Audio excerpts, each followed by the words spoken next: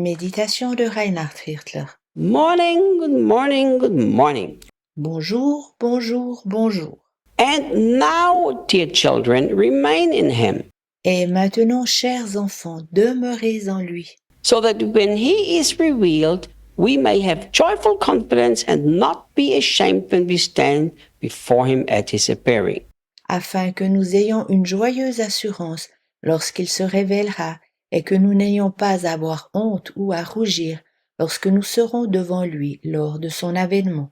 Look what John is telling us. Regarde ce que Jean nous dit ici. First, he's telling us that we need to remain in him Il dit tout d'abord que nous devons demeurer en lui, so that we won't be deceived, won't be led away by the wrong people, afin de ne pas être trompés et de ne pas être conduits dans l'erreur par de fausses personnes. but now he's connecting the remaining in him with the coming back of Jesus. Mais à présent, il associe le fait de demeurer en lui avec le retour de Jésus, So that when one day Jesus comes back, we will be excited and not ashamed. afin que nous n'ayons pas à avoir honte lorsqu'un jour Jésus reviendra, mais d'être enthousiastes. I love how John says to have joyful confidence. J'aime que Jean dise avoir une joyeuse espérance. Now remember, whenever the Bible says about the revealing of Jesus in that sense, it talks about his coming back. Pense à cela lorsque la Bible parle dans ce sens de la révélation de Jésus, il s'agit toujours de son retour. Just imagine one day you stand before him and you would have to be ashamed, as John says here. Imagine-toi qu'un jour tu sois devant lui et que tu aies honte, comme Jean l'exprime ici. That would be a very, very sad thing. Cela serait très très triste. In the original Greek, the word, it has kind of the meaning of being dishonored. En grec original, ce mot peut signifier un déshonneur. When we stand before Jesus, we will have incredible confidence if we learn to just live a life of remaining and abiding in him. Lorsque nous serons devant Jésus, nous serons extrêmement confiants si nous avons mené une vie étante et demeurant en lui. I've said it many times J'ai déjà souvent dit that I just want to be present when a Christian dies or leaves this earth the way he's supposed to leave this earth. que j'aimerais bien être présent lorsqu'un chrétien meurt ou bien délaisse cette terre comme un chrétien devrait le faire. I've been present several times when Christians died, J'étais déjà plusieurs fois présent lorsque des chrétiens mouraient, and I've never seen the way I believe it's supposed to be. mais je n'ai encore jamais vécu de la manière dont je me le représente, With this sense of excitement and confidence. avec un sentiment d'enthousiasme et de confiance. And John says that to abide in him also has the consequence or has the result that when he comes back, we're going to have incredible joyful confidence. Jean dit que le fait de demeurer et de rester en lui a aussi la conséquence ou le fruit d'être dans une joie incroyable lorsqu'il reviendra. Let's finish this chapter of 1 John chapter 2. Terminons le chapitre 2 de 1 Jean. If you know that he's righteous, you may be sure that everyone who lives in righteousness has been divinely fathered by him. Puisque vous savez qu'il est juste, vous pouvez être certain que chacun qui vit justement a été conçu par Dieu. The Bible has two truths or two aspects regarding righteousness. La Bible contient deux vérités ou deux aspects concernant la justice. One of them is his imputed righteousness, the other one is acted righteousness. L'une d'elles est sa justice qu'il nous a attribuée et l'autre est la justice pratiquée. And those two things really belong together, yet they're two separate things. Ces deux choses vont de pair, mais elles sont deux choses différentes. It is very wrong for Christians to act righteous so that they will become righteous.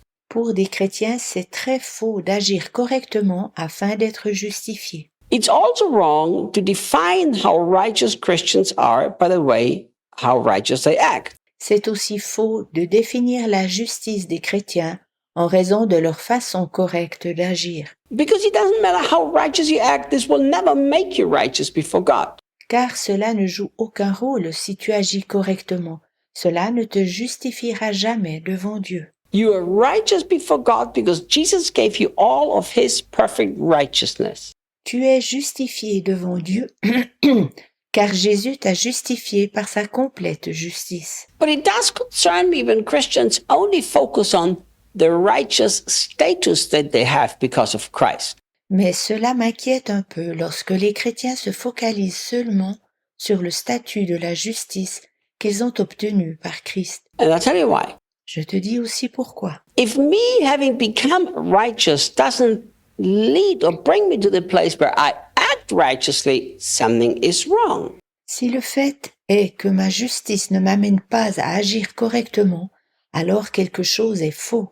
For a righteous person to act righteously should be as normal as it is for a dog to bark and a cat to meow.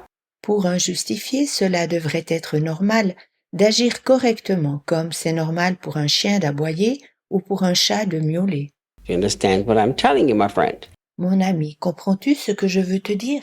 John says, if you know that he is righteous, Jean dit, si vous savez qu'il est juste, then we know that everyone who lives in righteousness, that means acts righteously, alors vous savez que chacun qui vit dans la justice, cela veut dire qui agit justement, has been divinely fathered by him.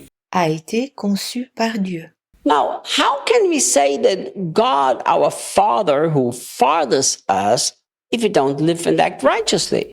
Comment pouvons-nous dire que Dieu est notre Père, celui qui nous a conçus, si nous ne vivons et n'agissons pas selon la justice? It doesn't even make sense. Cela ne fait aucun sens. God, who is very righteous, will never lead people into anything that's not righteous.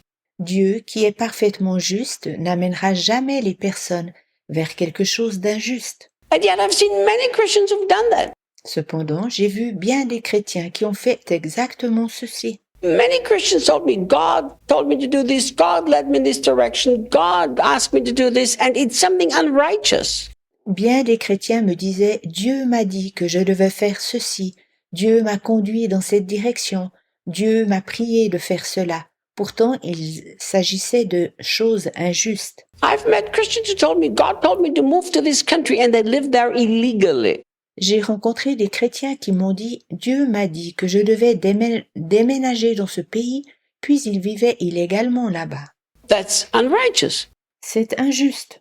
A righteous God never is leading you to do something unrighteous. Un Dieu juste ne t'amènera jamais à faire quelque chose d'injuste. That's not what it means to be fathered by the righteous God.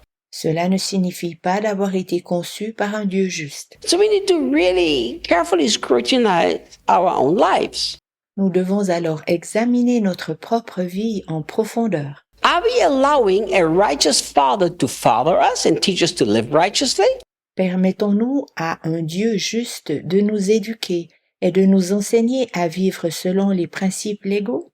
Or are we simply using the excuse, well, I'm the righteous of God in Christ Jesus, so it's okay what I do? Ou bien utilisons-nous simplement l'excuse que nous sommes justifiés dans le Christ Jésus et ensuite c'est égal la manière comment nous vivons?